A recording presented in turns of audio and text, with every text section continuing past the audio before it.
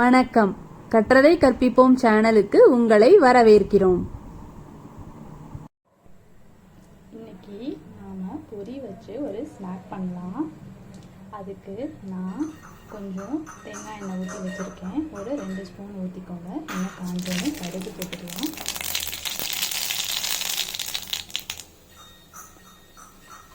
கடுகு நல்லா பொரிஞ்சிருச்சு. இப்போது 2 வரமிளகாய்,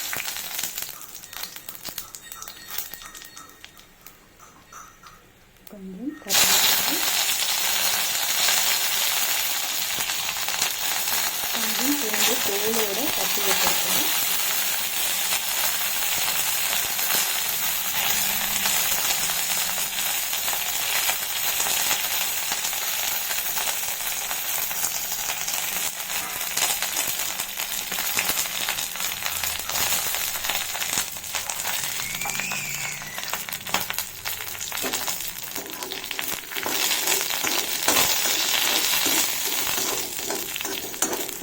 பூண்டு தோலோடு கட்டினா நல்ல வாசமாக இருக்குங்க.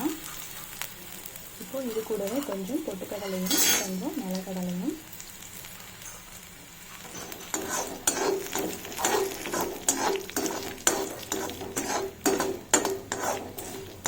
இது எல்லாமே வறுபட்டுச்சுன்னா நல்ல வாசமாக இருக்கும்.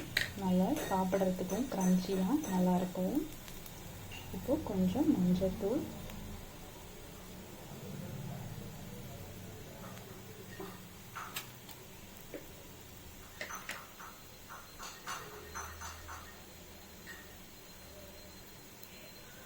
கொஞ்சம் உப்பு,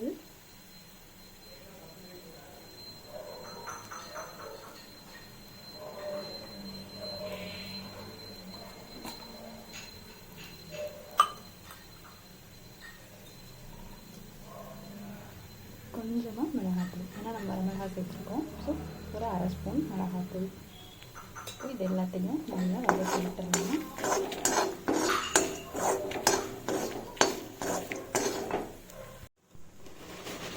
இப்போது இதில் நாம் பொரியை ஆட் பண்ணிக்கலாம்.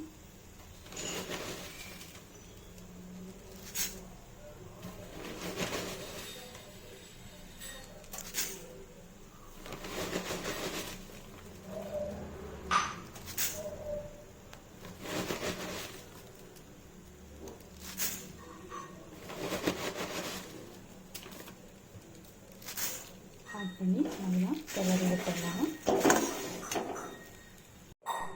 பாருங்கள், நம்மளுடைய சூப்பரான காரப்பொரி ஈஸியான ரெசிபி.